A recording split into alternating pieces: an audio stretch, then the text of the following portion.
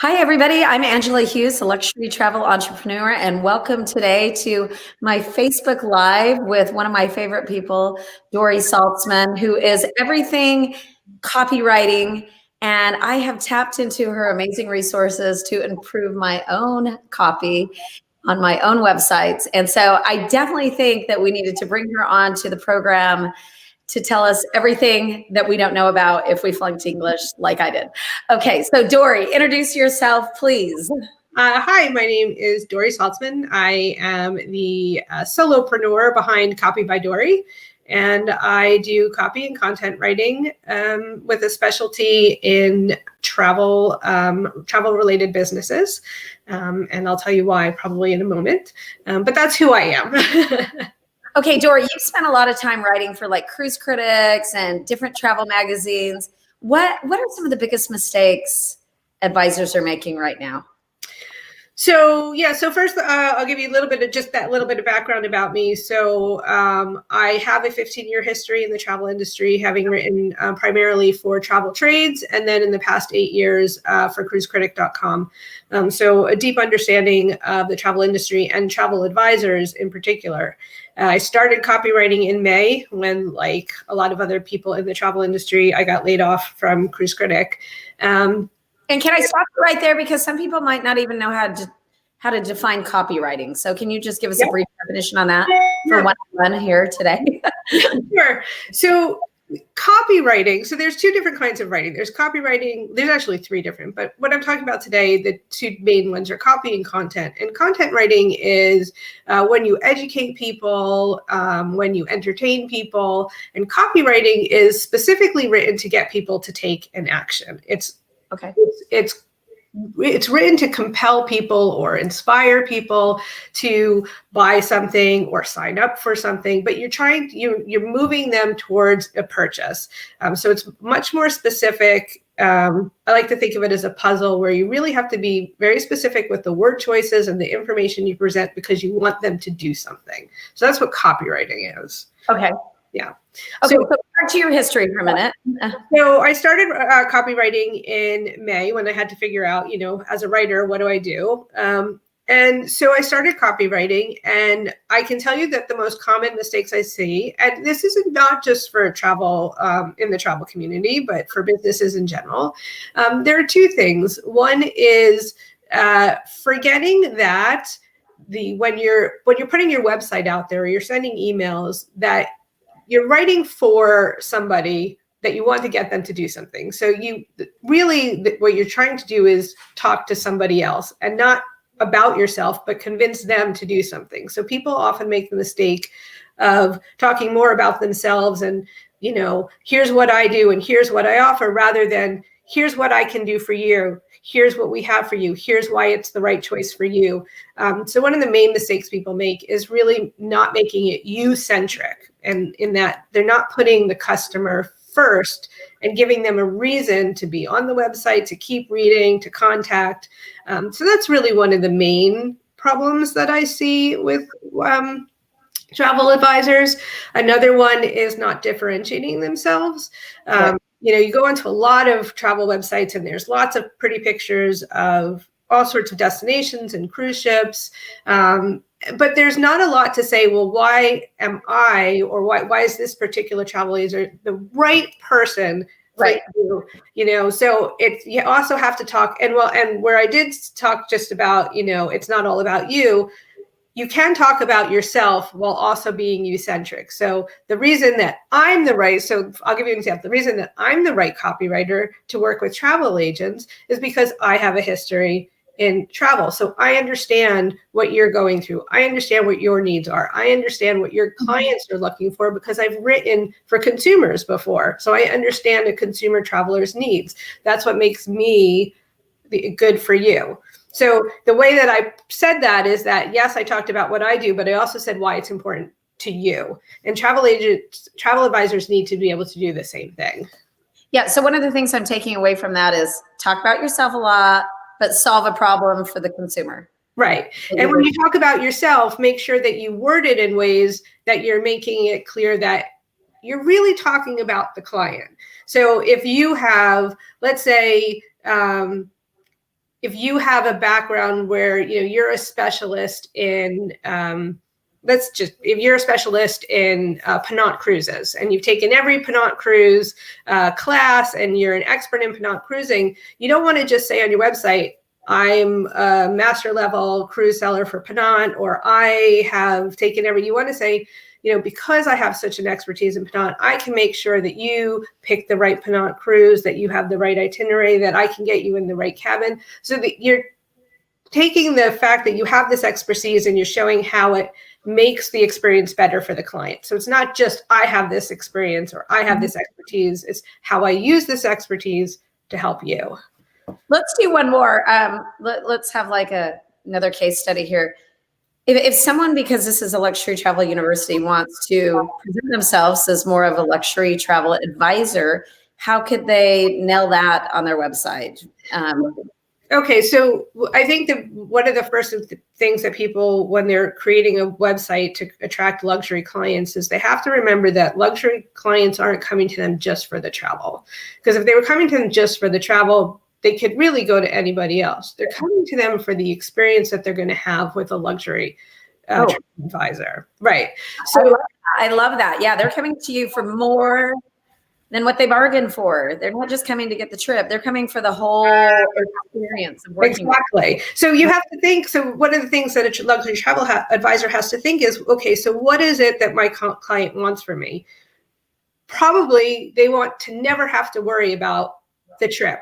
They don't want to have to think about making decisions. They don't want to have a problem come up. They want to know that somebody's already taking care of that, and so that the experience ahead of them is just going to be smooth sailing. There's not going to be any bumps because somebody is in front of them, sweeping the floor and making sure that everything's clear. So you want to make it clear. So you're not just talking about, here are all these luxury travel experiences I have. You're talking about, I'm going to lead you through the process like this, or I have such great context that I can make sure that there's never a snag, or I take care of the snag before you ever know it's there. So you'll want to think about, what is a luxury client coming to you for that's more than just the travel, and then make sure that you're addressing that on your website in what you do for people. Does that make sense? Let's talk about a couple of other things. People tend to run off of the mouth on the About Me section. And I know, and that's why I came to you in the first place, is because, I'll often start with being like, start when I was 14, blah, blah, blah. And then I'm 20 minutes later still telling the same story. How concise and short should people be on that? So the first thing how is that different from like an elevator statement for people where it's just really split? Yeah, so it doesn't have to be an elevator statement at all, but the first thing you want to talk about is not you. So the most important thing to remember is an about page is not about you. As crazy as that sounds, an about page is about your client, and it's about what you do for your client. So the first thing you want at the top of your about page is something about how you help your client. So as a luxury travel advisor, I do these things for you. And then you can go in, because I've had such experiences, because I've been on 56 cruises, I know the difference between every type of cruise line and can help you find the right cruise. You want to do those things first. And then after that, so once you've showed someone, okay, here's someone who can help me. This sounds like a great travel advisor I want to work with. Now they're interested in who you are. But until you've actually proven to them that you're of use to them, it sounds terrible, but they don't care who you are and and where you come from. So, and I think it's important to say that you may only have 20 seconds where someone's on your webpage. Correct. Right. So you need to show them immediately what's in it for them. The first thing you always have to answer is what's in it for them. And your example, the fact that you started when you were 14 doesn't answer the question, what's in it for me? And I think that sometimes we make the assumption, we think to ourselves, someone will just assume, if I say I was in it since I was 14, they're just going to realize, I've got lots of experience. But then you're asking people to think. And as you just said, if they're going to make a decision in the first 20 seconds, they're not going to take the time to think, well, what does she mean that she started when she was 14? They're just going to go, she's talking about herself. This has nothing to do with me. And I'm done. Right. once if you had actually said, because I've been in the industry since I was 14, I have so much experience, I can do this for you. Right. Then you could say that. Right. But if you just say, I've been on this many cruises, or I've done this, or I have this level of expertise, without actually spelling it out, people aren't going to realize that you're talking about them. I mean, you can't make assumptions. You can't. Okay, when you're writing copy for people, what are some just bullet points right now if they're writing their own copy? Because obviously we're having her on because we want you to use her services. She's amazing, and I'm using her services because I need to clean up my fourth grade writing. So if someone's out there, because we've got some people even in Kenya and Croatia right now watching, how can they actually just make some immediate changes, like a few bullet points, 1, 2, and 3? Yeah. So the first thing, the most important thing is to make sure that you're answering the question, what's in it for me first? So making sure that when someone lands on your webpage, before they do any scrolling, somewhere on that top page, it says what you do in a way that, not just I sell travel, but the fact that you lead people by the hand, or have the experience that you make sure things are smooth, or however you want to state that. You want to make sure that you're answering the question, what's in it for me, and why should I keep looking at this website immediately? And that's the same thing on your about page, because people do go to about pages. You want to answer the first thing at the top of the about page is what you do for the client. So that's the first thing. The second thing, you want to make sure clean up the language. No typos, no missing sentences, no missing periods. Commas that I throw in. All these commas aren't as bad, but you want to make sure it's clean copy, because nothing will turn somebody off as much as seeing a blatant typo. Like if you're looking at someone's website and they can't be bothered to fix something, how are they going to take care of me? Well, and really, I think that's the difference between a professional looking website and I did it on my own on Wix or something. Right. I go through a lot of branding with people in our Luxury Travel University sessions. We do a private 1 hour, and I feel terrible. I am so mean to people when we go through their branding. And I could be mean with myself because I've got some of the same issues, but just some websites look so homemade. People clean it up. Yeah, definitely clean things up is a big thing. Don't use jargon. Just an example of jargon. Yeah, so, even using the words, like if you're trying to sell the difference between mass market and premium and luxury, those are words that travel advisors use, that us, people in the travel industry use. But consumers don't know what that means. They don't know what a premium cruise is. How many times have we listened to the news and someone's talking about a luxury cruise and it turns out they were talking about a Norwegian cruise line?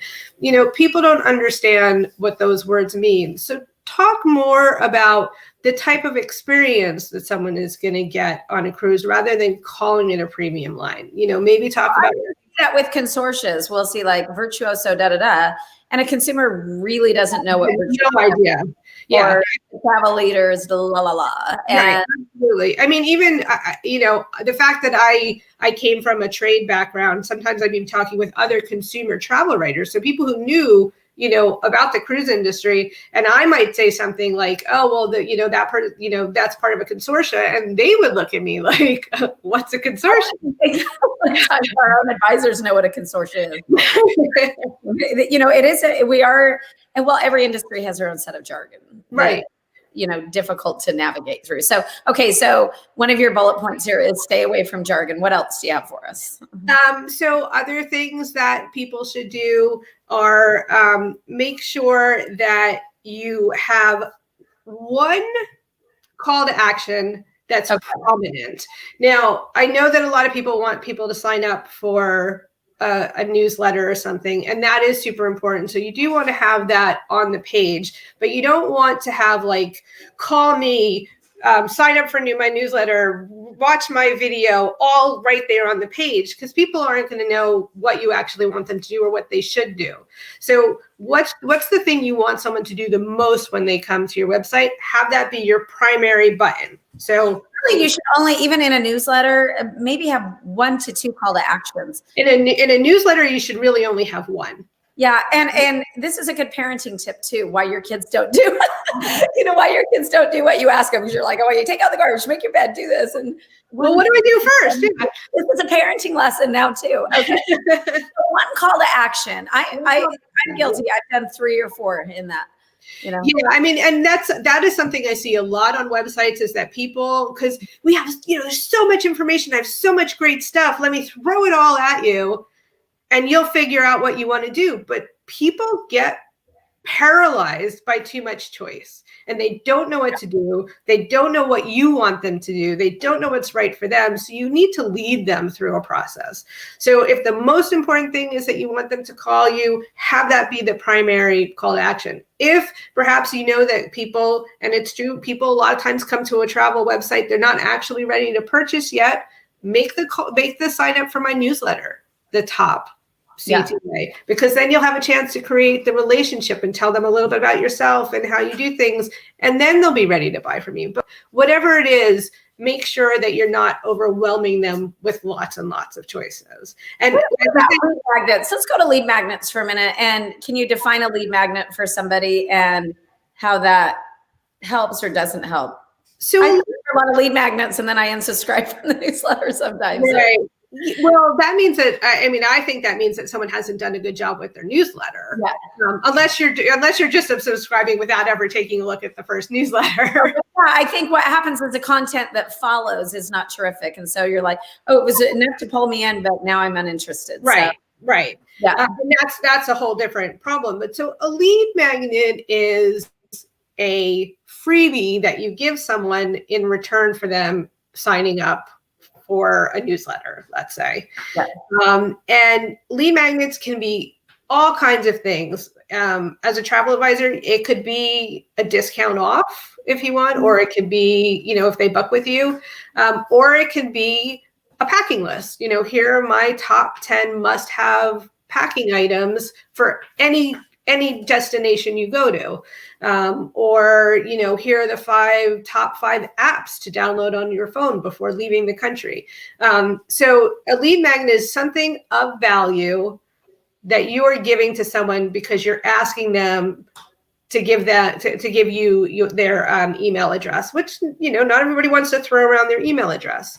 You don't always have to have a lead magnet. I mean, not everybody has a lead magnet, but it helps to get them to sign up.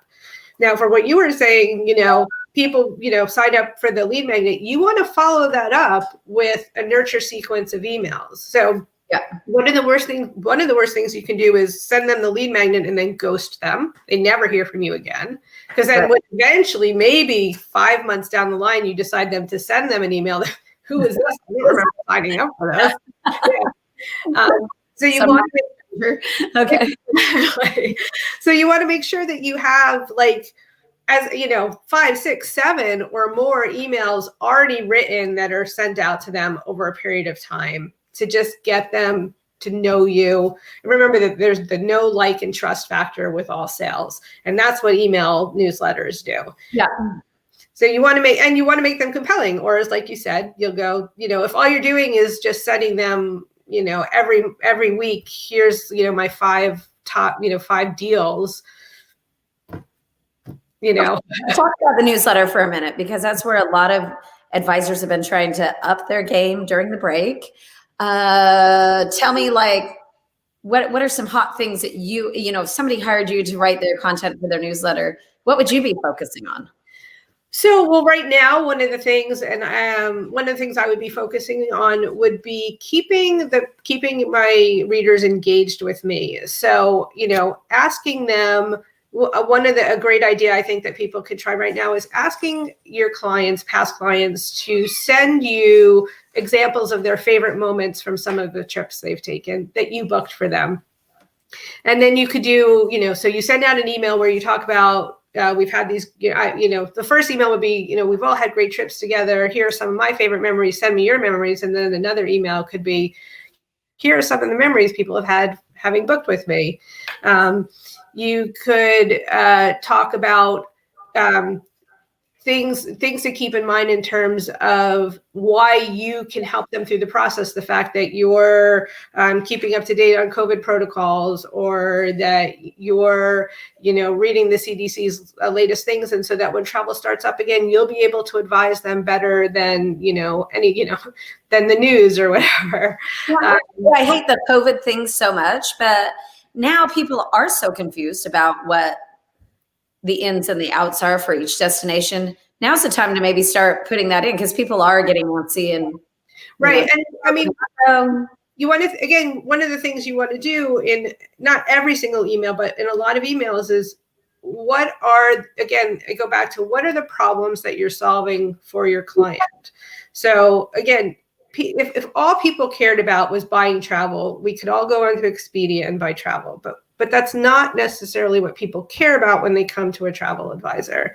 So one of the concerns that your clients have right now is, I'm scared. I'm not sure what I have to do. Like, what happens if? So as a travel advisor, if you can answer those questions or show that you know those answers, so that if they book with you, you're in their corner, they're going to trust you with their future. They're going to be like, okay, I feel comfortable booking with this person because, one, they can advise me on the right places to go. They can tell me what I need to do. So you want to, especially right now for COVID, there's very few people out there right now who aren't thinking about their return to travel and what some of the other pieces of it might be. So you want to address that. And whatever other things, like, travel advisors, you have been having conversations with your clients, the kind of questions you get, address those questions in your emails. So. I love that. Okay, here's a hot seat question that you're not prepared for. Okay. You were a writer for Cruise Critic. That's a whole different market than we're used to, because that's a lot of online buyers, I would assume, and a website. What did you learn from that about the types of people that are booking online compared to the types of people that we're trying to attract? Or can you make a suggestion of what you know from that group?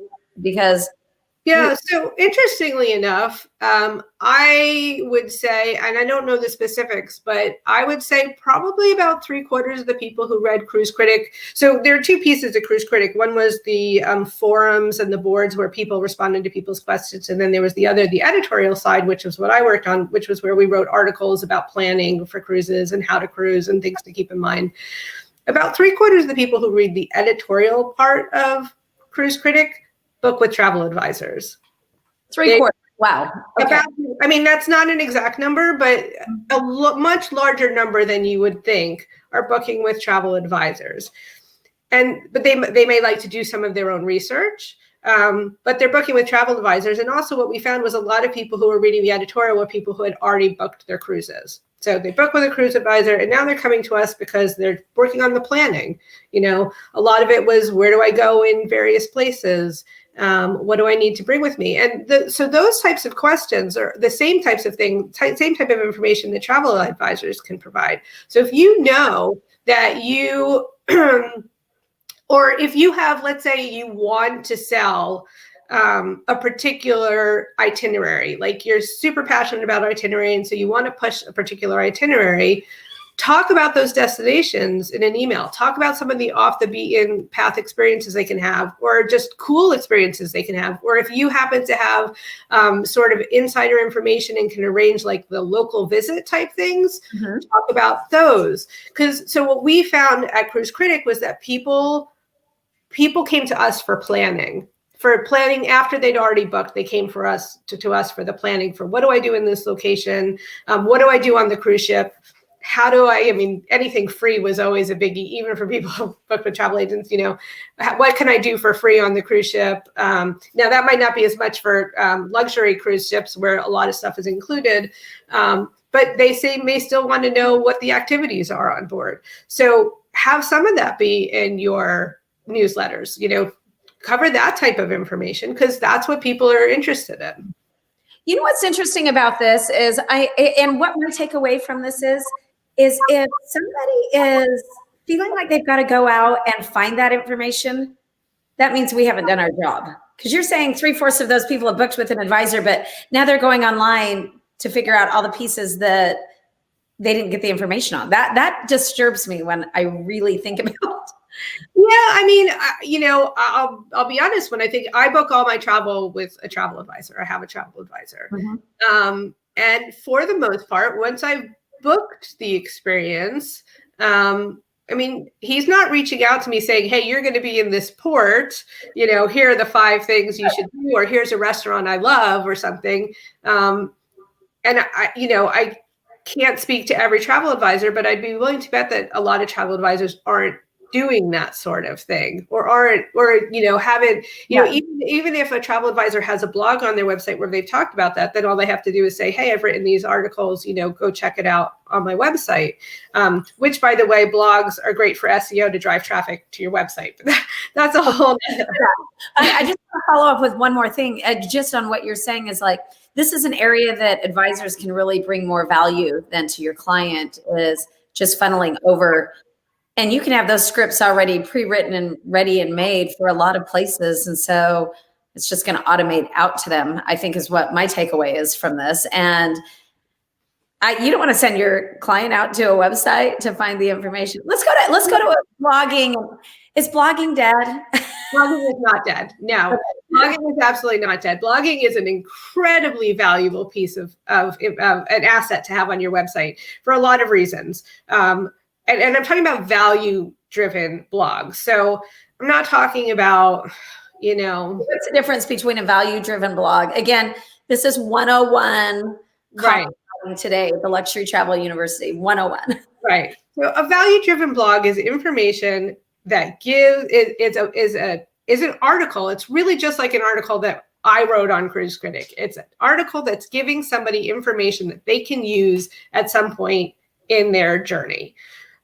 And it allows people. So if you think about someone who is thinking about, taking a luxury Alaska vacation, they may not be in their minds immediately going, "Oh, who's a luxury travel advisor? I can go to Alaska." They're not Googling that necessarily, but they might be like, "What are the luxury lodges in Alaska that I can go visit?"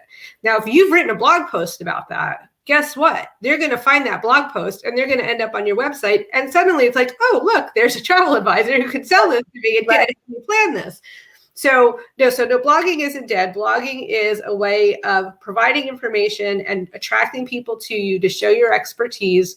That is really like, there's just nothing else comparable to that. There's nothing else is going to attract people to you. When you're writing a blog post, to really incorporate different SEO into that. And when you're writing, are you putting in certain keywords that people are going to be able to find, or are you just writing the copy and that's up to them? Okay, so here's the thing with keywords and SEO. Generally speaking, I don't want people to be overwhelmed by the thought of SEO. So SEO is how you get into Google results generally. Google cares about answering people's questions. Okay. You've written a blog that answers someone's question. So if the question is that someone is coming to Google for is, "I want to know about luxury lodges in Alaska." Okay, yes, that's probably a keyword, but you don't even need to look that up, because if you're just writing, the top 5 luxury lodges in Alaska, and then you talk about that and answer that question in the blog, it doesn't matter whether you've looked up keywords, whether you have specific keywords. Google is going to know that when somebody is looking for a luxury lodge in Alaska, that you're the right article just because you've written to answer that question. You don't need to, I think people get hung up in finding the keyword and writing to the keyword, but you're really just writing to the person's question. What are people looking for? Here's the answer. I just don't want people to be into play, because I really feel like you can't be everything. You can't be the accountant. You can't be the copywriter. You can't be the virtual assistant. Tell us a little bit about your different packages, because you do all of this for people. That's why I tapped into you. And they can choose based on what they need from you. I mean, you're like a resource for that, because you shouldn't be writing your newsletter all the time or your blog post, or maybe you just need a couple pages on your website cleaned up with new content on. So let's talk about some of the things that you do at Copy by Dori. So there, I'm going to give you three things. One is you can have a conversation with me, reach out to me, have a conversation. We can talk about your needs and come up with a package. That's always available. Like, because not everybody's going to have the same needs, and a conversation is always the best way to start. I do have a couple of packages that I do offer. One is a web copy package that is a 3 pages. It's a home page, an about page, and then a third page of someone's choice, because what that third page might be different for different people. That's $450. And it always starts with at least an hour-long conversation. You had this conversation, a long conversation with me where we talk about. And by the way, she was so great. It was agonizing for me. I couldn't even verbally express myself in the questions. Which is fine though, because like that's my job. My job is to verbalize all that stuff, but I need to know from you, what are you trying to reach? Who are your clients? What are their problems? How do you want them to feel? So anytime I write for somebody, it first starts out with a very long conversation so that I can get all those pieces. So that the first one is a web copy package. Again, homepage, about page, one other page of someone's choice for $450. And then I have what I call my complete nurture package, which is actually brand new. It's 6 emails, 6 Facebook posts, and 6 Instagram captions. It's $1,000.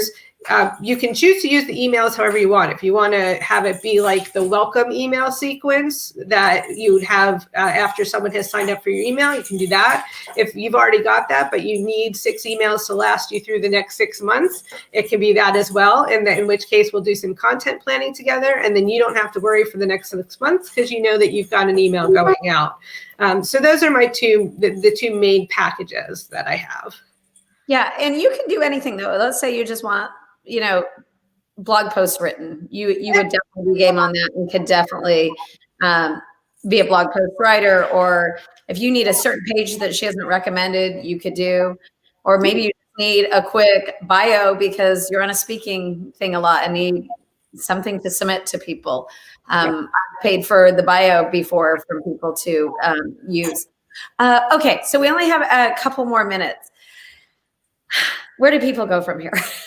We've got unemployed, furloughed people sitting at home wondering if they can afford you. One of the things I want to tell people is you cannot not afford her, because selling better and selling One River Cruise pays for her expertise because you look so much better. So all you do is sell One River Cruise and you're back in business, and you can afford to use professionals to make you look more professional. So where do we go from here? So you can find me in a couple places. I'm on LinkedIn. You can find me on Facebook, and I have a biz page, Copy by Dori. So facebook.com/Copy by Dori. And I give out daily tips. I do something called What's Wrong with This Facebook Ad every once in a while, where I take a Facebook ad and I tear it apart and show you why it was bad. So you can get all kinds of. Do that one day in this. We're going to do that one day. Dori's going to be back on and we're going to tear a Facebook ad apart. That's our next show with Dori, I think. Let's do that. Yeah. Okay. Rip apart Facebook ads. Okay. So you get there's some valuable information on there. And then DoriSaltzman.com is my website where you can see my portfolio. You can learn a little bit more about me. You can fill out a form to reach me, or I have a lead magnet, which is an ebook about how to make your website more effective. So you can request the ebook from my website. Yeah, and we're definitely going to have Dori on again because she's got so many great tips, and she's often putting just free tips into our group, not even asking for a sell, but just free information to help you grow. And I'm going to start adding that to my new blog post, Copywriting by Dori, in the Luxury Travel University. Cut and paste those tips and put them on there, because you're going to be able to find a link for her at the Luxury Travel University site as well. Because she is our #1 go-to now for all things copy. So anything else that you want to add? And we want to take questions. So throw out your questions before we end. If we don't have any, we'll wrap up. But this is a live discussion, so we can answer questions on here. So anything else that you want to add? No, I don't think so. I would just love to say that, it really is important, the type of copy that you have on your website. I think a lot of people think it's okay to just throw anything up on the website so that there's something there when someone comes to your website. But something there is not enough. You have to show people why you can help them and how you can help them. Otherwise, they're just going to bounce off your website. And then what was the point of investing in the website in the first place? I agree. Okay. It doesn't look like we have any live questions coming in here, but we've had lots of good feedback that people love you and are thankful for all of the information today. So I'm Angela Hughes, a luxury travel entrepreneur. You can find me at luxurytraveluniversity.com, where we have consulting packages privately to help grow your agency in the luxury market sphere. You can find Dori at all of the websites that she listed. And we also got her link below, and we'll put it in the comments again. And be on the lookout for our fam trip. We're announcing next week to Kenya. We're gonna have 10 or 11 open spots for that, for followers in this group. And I think that we do have a question here. I am curious about luxury as a jargon word because it means different things to so many people. Is there a chance to turn some people off who don't see themselves as luxury travelers but can move in that direction? And we do have a few questions coming in, so we'll stay on here. Yeah, so one of the things that I would do, I personally would avoid using the word luxury when you can, and instead talk about the type of experiences that you provide. So if you know that the travelers that you're targeting or the clients that you have don't like to call themselves luxury travelers, but don't want to have to think about nickel and diming and want to be able to pay one price and have everything included, talk about that. Talk about the fact that, that you sell destinations or experiences that everything is included. If you know that for somebody that luxury means local experiences where they get to meet people, shopkeepers or craftspeople or indigenous people, if that's what luxury means to somebody, talk about that. Talk about those experiences. You know what luxury means to your clients. So talk about those experiences, and then they'll just purchase from you because they want those experiences, not because it's been labeled luxury. Now, I will say that some people might have clients who do call themselves luxury and want the most expensive. One of our most successful articles at Cruise Critic was what's the most expensive suite on a cruise ship. So there are people out there who want to qualify themselves that way. If you have clients like that, then write to them. Talk about the most expensive experiences they can have. But if you know your clients, talk to what they want and what they need from you. And if there's a chance, if you think that luxury is going to turn them off, if your clients don't think of themselves as luxury travelers, even though they want a luxury experience, then just talk about the experience and what they're going to get, and don't use the word luxury. And it's interesting. I don't feel like, as several years ago, we used the word luxury ever. Okay, all the time. It's so buzzwordy right now as people try to elevate themselves. And obviously, I branded a whole business around that. But literally 5 years ago, we weren't calling people like luxury travelers. Right. So to speak. We just weren't using that. That's, again, jargon that we've kind of created. Well, and again, like as Jill says here, it means so many different things. Expedition cruising is luxury priced, even though chances are you're not going to have a high thread count sheet, although nowadays you can. But I mean, it just means different things to different people. And so it's more important to talk about the experience that someone's going to have. And then they'll, in their own mind, they're qualifying it as luxury or not luxury or whatever luxury means to them. So obviously my own bedding at home is not luxurious because I'm constantly complaining about the thread count. Okay, we have another question. With respect to the number of call to actions on the newsletter, if I write about a destination, my CTAs are itineraries and videos. Can you? So that's a good question. I would say, and I almost feel like I need a little bit of clarification. What you're saying you want somebody to watch videos, and you also want somebody to check out an itinerary? Well, probably what happens is they're doing a button and then it's like and you're posting a video from the button. I see. So, you know, like click on here to watch this video. I use that a lot. Like this destination's open, they'll click over and they'll go to a Switzerland video or something. Right. I would say for that though, then if you can have the landing page include both the video and the itinerary you want them to look at, then have both of those. And then so if you want somebody, if you're trying to sell a destination and you have, and you want them to look at a video, and obviously you always want them to call you, don't have the call me and if you're hearing that noise, I apologize, that's some kittens. I know that she has like a house full of cats or something.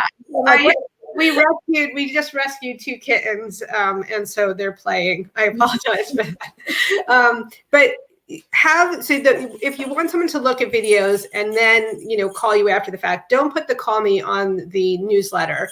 Have the CTA be to the video so that they find out about the information, they watch the video, they look at the itinerary, and then have that page have the CTA to call you for more information. Okay, so maybe it's two-step process on that.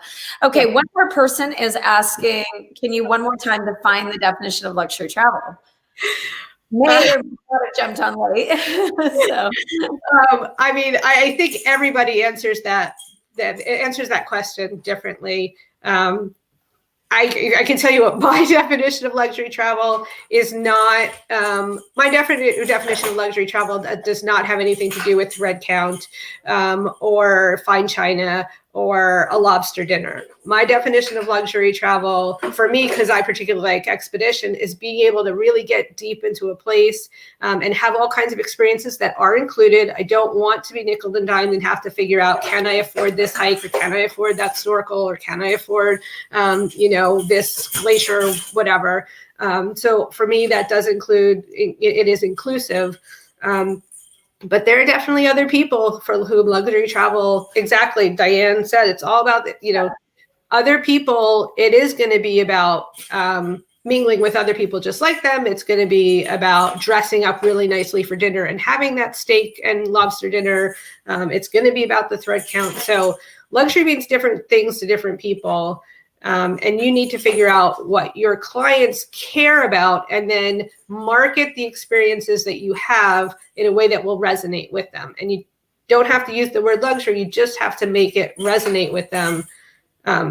If for your purposes, luxury is high price. For your purposes, that's high price. For our definition, it's whatever has a comma in it. Exactly. Okay. We're going to end there. We love having you on, and I think people really love what you have to say. So you're definitely invited back. We're going to do something at the first of the year. And what I think we should do is have on somebody in the group. We should have maybe 2 different people in the group, and we actually go live with their webpage. And sure, we'll have some people submit web pages so I can take a look at, because we want to make sure it's a web page that needs help. So someone's going to really put it out there. I didn't get my act together in time, but that's what I think we'll do. We'll maybe have a couple people throw out their web pages to us, and we'll do a call for those. And we're going to select a couple that Dori can really do some surgery on. And we're going to go live with that. And she's going to make some suggestions for you guys. And then, and people are saying in the comments now, choose me. So everybody thinks it's been a great webinar. Thank you so much, Dori. And thanks for having me. Yeah, and we're going to be adding a link on the Luxury Travel University site to her information as well. And you can always find her. She's in the group and she posts on a regular basis and gives away tons of free information. I read it all. And so thank you so much. All right. Thanks, everyone.